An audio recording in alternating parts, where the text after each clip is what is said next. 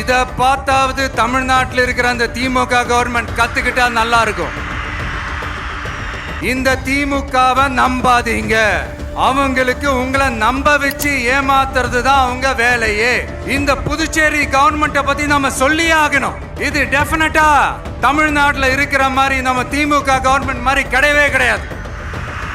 ஏன்னா வேற ஒரு அரசியல் கட்சி நடத்துற நிகழ்ச்சியாகவே இருந்தாலும் அந்த நிகழ்ச்சிக்கு தன்னெழுச்சியா வர நம்ம மக்களுக்கு பாதுகாப்பு கொடுத்து பாரபட்சமே காட்டாம இந்த கவர்மெண்ட் நடந்துகிட்டு இருக்கிறாங்க. அப்படிப்பட்ட இந்த புதுச்சேரி கவர்மெண்ட்டுக்கும் நம்ம புதுச்சேரி சிஎம் சார் அவர்களுக்கும்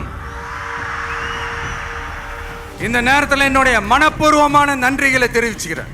இத பார்த்தாவது தமிழ்நாட்டில் இருக்கிற அந்த திமுக கவர்மெண்ட் கத்துக்கிட்டா நல்லா இருக்கும். ஆனா அவங்க கத்துக்க மாட்டாங்க. பரவாயில்ல, வரப்போற எலெக்ஷன்ல 100% கத்துக்குவாங்க. அத நம்ம மக்கள் பாத்துக்குவாங்க. புதுச்சேரி மக்களுக்கு ஒன்னே ஒண்ணுதான் சொல்லணும், இந்த திமுகவை நம்பாதீங்க. அவங்களுக்கு உங்களை நம்ப வச்சு ஏமாத்துறது தான் அவங்க வேலையே.